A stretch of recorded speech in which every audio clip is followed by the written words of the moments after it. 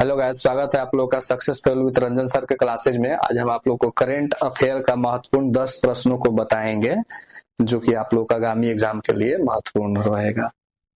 इसमें पहला क्वेश्चन है, यूएनडीपी के मानव विकास रिपोर्ट 2025 के अनुसार भारत की जीवन प्रत्याशा 1990 में 58.6 वर्ष थी।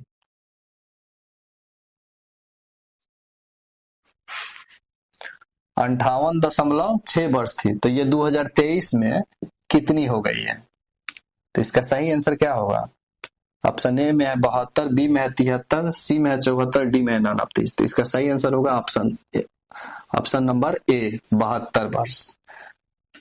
1990 में कितना था? 58.6 था, अभी 72 वर्ष हो गया है। मानव विकास रिपोर्ट में जो है ना, भारत का स्थान जो है 2023 में 130 हो गया है, ठीक है, जबकि 2022 में जो ये था 133वां स्थान पे था। सुधार हुआ है।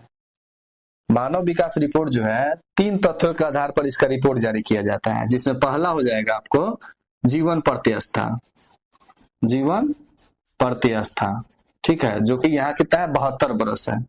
पहले जो था 1990 में ये 58.6 था, यहाँ दिया हुआ है। अभी कितना हो गया? 72 वर्ष हो गया है, ठीक। दूसरा नंबर पे आता है शिक्षा का स्तर। शिक्षा का स्तर आता है। शिक्षा का स्तर में क्या था? 1990 में स्कूल में रहने की उम्मीद था 8 वर्ष तक, जबकि 2023 में कितना हो गया है? 13 वर्ष तक स्कूल में रहने का उम्मीद हो गया है शिक्षा का। ये 13 वर्ष होने का कारण क्या है? इसमें शिक्षा का अधिकार अधिनियम 2009, शिक्षा का अधिकार अधिनियम आया था 2009 में। राष्ट्रीय शिक्षा नीति 2020, राष्ट्रीय शिक्षा नीति 2020 तथा समग्र शिक्षा अभियान, समग्र शिक्षा अभियान जैसे पहलू जो है, ये इन सारे पहलुओं के कारण भी ये 13 वर्ष हुआ है। जबकि तीसरा है प्रति व्यक्ति आय, प्रति व्यक्ति सकल राष्ट्रीय आय, क्रय शक्ति के आधार पे। तो ये कितना, इसमें क्या सुधार हुआ है? तो 1990 में ये जो था 2167 अमेरिकी डॉलर था, क्या प्रति व्यक्ति आय 1990 में, जबकि 2023 में जो है 946 अमेरिकी डॉलर हो गया है, ठीक है, 946। 1990 में कितना था? 4 गुना वृद्धि हुआ है प्रति व्यक्ति सकल राष्ट्रीय आय में। कितना गुना? 4 गुना वृद्धि हुआ है, ठीक है। ये 3 कारण हो गया: जीवन प्रत्याशा, शिक्षा का स्तर और प्रति व्यक्ति सकल राष्ट्रीय आय। इसके अलावा लैंगिक असमानता भी भारत के लिए एक बहुत बड़ी चुनौती बन गया है। उसके लैंगिक असमानता के बारे में थोड़ा हम लोग देख लेते हैं।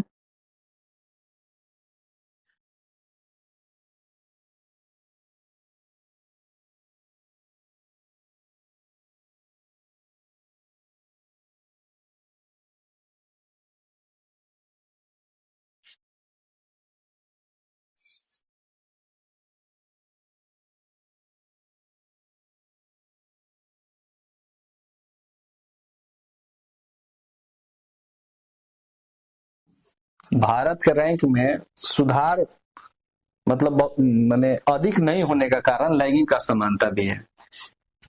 लैंगिक असमानता में भी 3 पहलुओं को हम लोग देखेंगे, जिसमें पहला है प्रजनन दर, दूसरा है शिक्षा और राजनीतिक प्रतिनिधित्व में असमानता, तीसरा हो गया श्रम बाजार,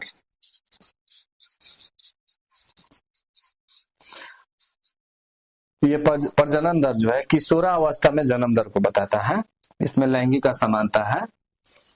शिक्षा में तो बदलाव हुआ ही है, और राजनीतिक प्रतिनिधित्व में इसमें भारत अभी पिछड़ा हुआ है। इसी के कारण अभी 106वां संविधान संशोधन अभी चर्चा में बना हुआ था। 106वां संविधान संशोधन हुआ, ये राजनीतिक प्रतिनिधित्व के, महिलाओं को राजनीतिक प्रतिनिधित्व में 1/3 जो है विधायक सीट आरक्षित करना, क्योंकि लैंगिक असमानता को कम करना है, इसीलिए महिलाओं को 106वां संविधान संशोधन 1/3 विधायक सीटों को आरक्षित कर दिया गया है। श्रम बाजार में जो है अभी भी महिला के श्रम की भागीदारी जो है 41.7% है।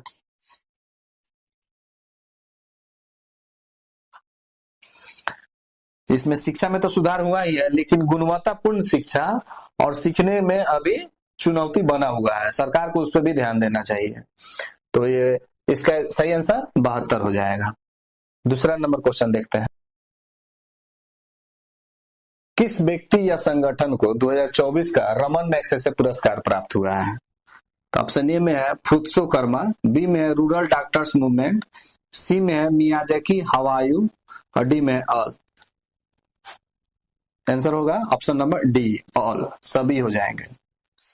तीनों को रमन मैग्सेसे पुरस्कार से सम्मानित किया गया है। नेक्स्ट क्वेश्चन देखते हैं। क्वेश्चन है 31 अक्टूबर 2024 तक भारतमाला परियोजना के तहत किस राज्य में सबसे अधिक निर्मित सड़क की लंबाई थी?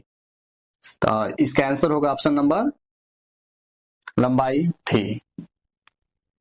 ऑप्शन ए में है राजस्थान, बी में यूपी, सी में है महाराष्ट्र, डी में ऑल। इसका आंसर होगा ऑप्शन नंबर ए, राजस्थान।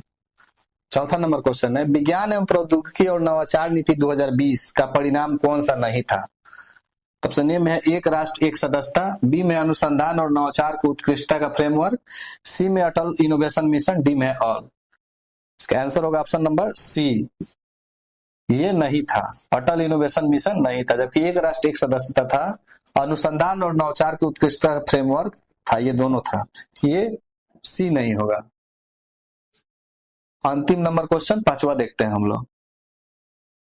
अंतिम क्वेश्चन है कि बिहार के स्टार्टअप नीति 2022 के युवा ढांचे के तहत कौन सा घटक इसमें से नहीं है?